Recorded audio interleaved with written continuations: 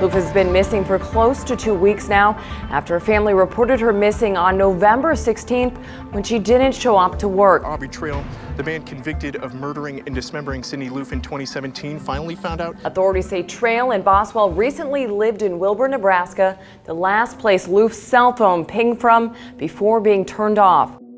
Millions of people swipe on Tinder every day. Some find love, some find hookup, and a brave few, they hunt for a sugar daddy to pay for.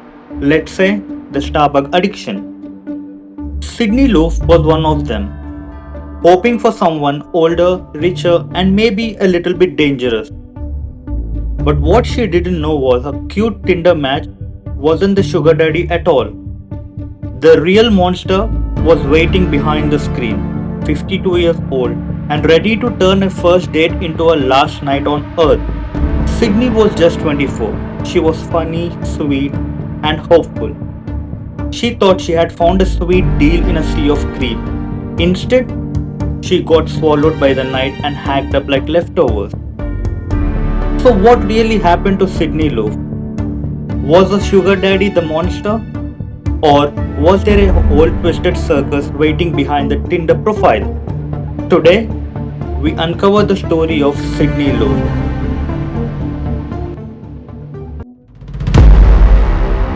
Before becoming the girl in the headlines, Sydney Loofe was just Sydney. Born on August 21st, 1993, in Broken Brew, Nebraska, to George and Susie Loofe. Around the year 2000, the family packed up and moved to Nebraska, which had a classic small town vibe and Friday nightlife. And everybody knows everyone. And soon Sydney graduated from Nebraska Oakdale High School in the year 2011, where she was pretty decent at sports such as baseball and golf. But underneath the trophies and a teenage smile, Sydney was quietly battling her own darkness, that is, anxiety and depression. The kind that creeps in when everyone thinks you're fine, right? Fast forward few years, Sydney is 24, living in Lincoln, and working as a cashier at a big box store gig. She had bills to pay and cats to feed. Sydney was shy but funny. She was anxious but bright. She was the kind of person where she would send you a goofy cat snap 1 minute and then drop a deep 2 a.m. rant the next. And when real life started feeling stale, like it does to millions of us, Sydney turned to Tinder. Because Sydney thought what's safer than inviting a complete stranger to swipe on her own soul, right? In Lincoln, Tinder wasn't just an app.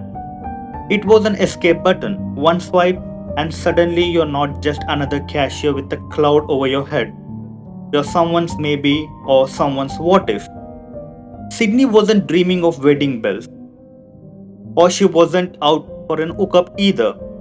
She wanted someone to actually see her.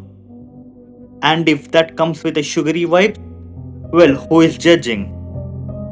A girl's got to do what a girl's got to do when a rent is due, right? And loneliness is heavier than any sugar contract. Her friends knew she was on the app. They teased her about it, but nobody was worried because it was 2017. Tinder murders are for horror podcasts, not your own backyard, right? No, wrong. So picture this, you're Sydney and you've got a half-broken heart, a box of leftover Chinese, and a Tinder account that feels like a personal escape hack. Swipe, swipe, swipe. And there's the usual married creep, shirtless dude flexing with dead fish. The classic gym bros whose only hobby is working hard and playing harder. Gross, isn't it? And then there is Bailey Boswell, 23 years, who was flirty and has cute smile, not some random sweaty dude. To a girl, it's different, and most importantly, it's non-threatening. And Bailey's bio was all fun vibe. No drama, love adventure, looking for something real. Sound harmless, right? Harmless is how predators hunt. What Sydney didn't know about Bailey, He came with an accessory such as Aubrey Trail, who was 52 years old, a self-proclaimed antique dealer who sold fakes on eBay, and he liked calling himself a witch hunter. Normal Tinder bio, right? Bailey and Aubrey were that special brand of twisted dollar store like Bonnie and Clyde, but with more lies and zero brains. They used Tinder to fish for lonely women, promising them wild adventures, free rent, or cash, all while feeding Aubrey's sick fantasies. To Sydney, Bailey felt safe, a fellow misfit, another girl, and Aubrey, well, he was just the sugar daddy in the background, the guy who would bankroll the fun. One match, one mask, one perfect predator duo. And Sydney, she had no clue. She had just swiped her way into a nightmare. So Sydney does what millions of us do when we are chasing that spark. And she says yes to the first date. On November 13, 2017, Sydney got her phone fully charged, a snap streak waiting to be updated, and just enough hope to believe Bailey is exactly who she says she is. They meet up, they drive around Lincoln, they smoke a little weed, they laugh, and they have an awkward small talk, and those butterflies in the stomachs as well. And Bailey whispers in her ear saying, "Relax, you're fine, this is fun." And honestly, Sydney felt safe. Bailey is friendly, and most importantly, is not some sweaty old creep in the back alley. It's just a chill Tinder hangout, right? She comes home that night, not a scratch on her, and she's actually excited. Posts a snap about a great time, tells her co-worker she's gonna see Bailey again tomorrow. But here's the thing about the predators like Bailey and Aubrey. They are very patient. The first meeting is always the trust test. They get you feel comfortable, get you to lower your guard, so their next move is absolutely easy. And Sydney had absolutely no clue. Her date was a trap dressed up as a friendship. And one innocent night, one casual second date plan, that's all it took to tip the scale from a Tinder swipe to a butchered nightmare. One night of laughs and weed and a small town secret conversation wasn't enough for Sydney. She was hooked. Bailey made her feel seen. And when you have spent your whole life feeling invisible, that's a dangerous high, isn't it? So she says yes to round 2. On November 14, 2017, Sydney gets ready for a second night. She wears the makeup, her hair is done, work shirt still on, and she Snapchats a friend saying, "Ready for my second date." And soon, that snap will become her last message to the world. What she didn't know was that behind Bailey's flirty grin is Aubrey Trial. And soon, Sydney's phone goes dark that night. And she doesn't show to work the next morning. Her mom calls her, and straight away to a voicemail. Her friends text her, and there is no response.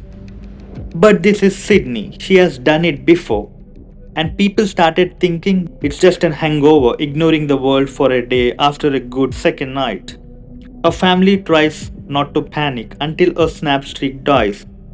You know, for the 90s and the Gen Zs, when the snap streak dies, you know something is really, really wrong. And by the time anyone calls the police, Sydney isn't ghosting them anymore. She is gone. And the trap she thought was a love story is now a murder scene waiting to be found. Sydney Loofe's mom knew something was off the second her calls went straight to voicemail. It wasn't like Sydney to vanish because her mom knew her very well. She never ghosted on her or neither the work. When she is upset or something like that, she would go silent only for few hours, not for days. So on November 15th, Sydney's manager calls her family, says, "Hey, Sydney didn't show up for her shift. Is everything okay?" Her mom says everything is not okay. And soon her snap streak dies. Her text stayed unread. A phone pinged its last location in Wilbur, Nebraska, not exactly the place you go when you want to find yourself. So friends started posting her face on Facebook with an hashtag saying find Sydney Loofe. They blast her selfies, her snap stories, any clue to keep her name alive. Meanwhile, Bailey and Aubrey, they're out there posting their own snap videos. Hey everyone, we didn't kill Sydney. We are not hiding from anyone. Everything is fine. This is Aubrey Chan, and this is Bailey Boswell. I guess y'all also know her as Audrey. But we've spent the last few days watching ourselves being slammed and crucified in the newspapers and the news and everything else, so we thought it was time we had our say. Lincoln Police Department apparently wants everyone to believe that we're hiding, that we haven't talked to them, that we're avoiding them. Actually, we've spoken to the Lincoln Police Department a couple of times, and you've already crucified us in the newspapers. You've already crucified us on Facebook. In America, I sure thought it was a trial first, but I guess not. You've heard all of this stuff about my criminal history. All true. Been convicted of bad checks and forgery and all that good stuff, but never been convicted of anything like, I guess I'm a person of interest on now. But nothing screams innocent like fleeing the state and recording a Snapchat monologue, right? Sydney's mom hold on to hope because that's what moms do. But hope is slippery when the world starts whispering that your daughter might not be missing. She might be gone forever.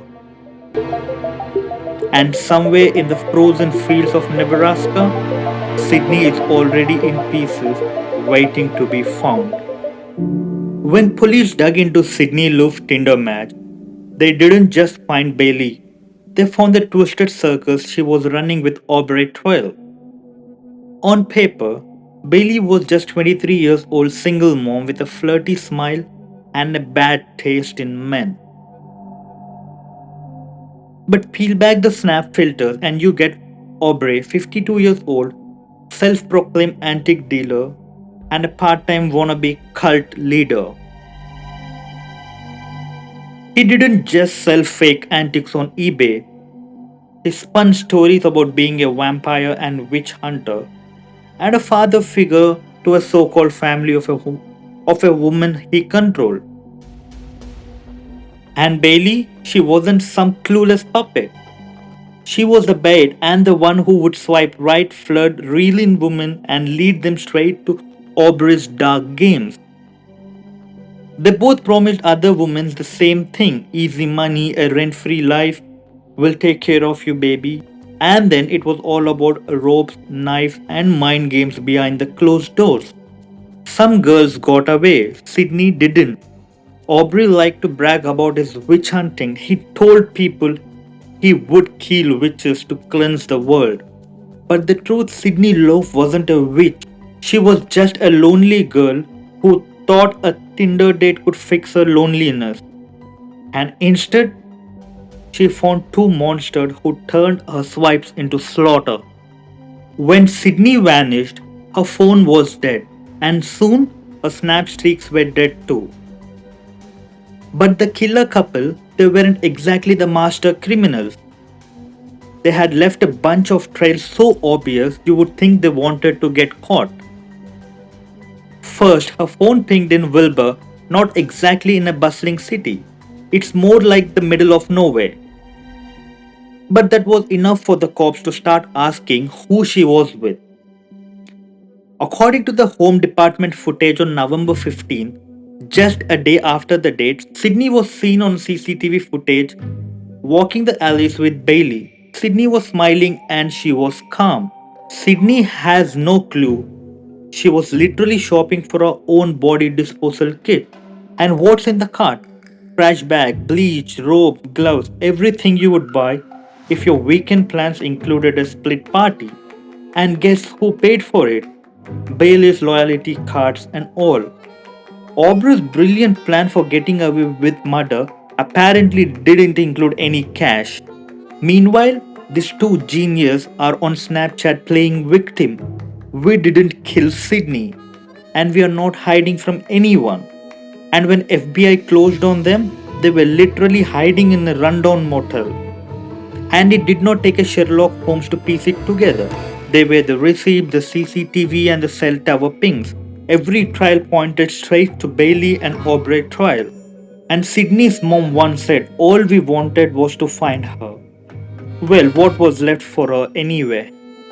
So on December 4, 2017, 3 weeks after Sydney's final snap, a hunter's out in country Nebraska on just another frozen morning until she spots something black caught up her eye near a cornfield. There were a lot of garbage bags torn open by animals, half buried by frost, and inside there were pieces of human. And when the cops saw it, it was Sydney Loofe, wrapped up like a trash, dumped like she was nothing more than yesterday's leftover. The cops sealed the acres of frozen farmland, combing through brush and snow to find the rest. Her arms, her legs, her toes, all were scattered miles apart to make sure nobody would ever find the whole picture. But monsters always slip up. Even when they plan to erase you, they forget people like Sydney can't stay hidden forever. The coroner report was brutal. She had been strangled to death, then carefully cut apart. There was no dignity and no mercy. Meanwhile, Bailey and Aubrey were holed in a cheap motel in Missouri, living on a fast food and posting snap videos saying we didn't kill her. For Sydney's family, it wasn't the kind of closure they wanted, but at least they could bring her home piece by piece. And when FBI finally dragged Bailey and Aubrey trial out of the sad little motel room, the whole twisted show has hit the courtroom. And it was just as insane as you would expect. Aubrey, the self proclaimed witch hunter, tried every trick in his book. Sydney was a witch, it was consensual. He even slashed his own throat in front of the jury, hoping for a dramatic exit. Well, it didn't work. The guy survived, and the jury still gave him a death penalty. Bailey, she sat there pretending to be the clueless girlfriend who just wanted love. But the jury didn't buy it. She got life in prison, no parole, just a goodbye for a Tinder queen. And Sydney, she got a funeral, but not the future she deserved. But here's the part that should keep you up tonight. This wasn't about Sydney. Back in 2017, reports of dating app linked assault were climbing fast. One UK study showed up rape cases tied to apps jumped six-fold in just few years. Now it's 2025, and the world has swiped more. Millions of people looking for love and a very few monsters looking for prey. And next time when you swipe right on the dating app, please remember to tell someone where you're going. Always share your live location. Meet in public first to feel safe. And if your gut says no, listen to it. Because in today's world, monsters don't hide in alleyways anymore. They hide in your DMs, your matches, your perfect profiles. Sydney Loofe never got to tell her story. But maybe you will remember it next time you trust someone who says they are just a friend. And that's it for today. I am Sai from SPK Reports. We unmask crime and one story at a time.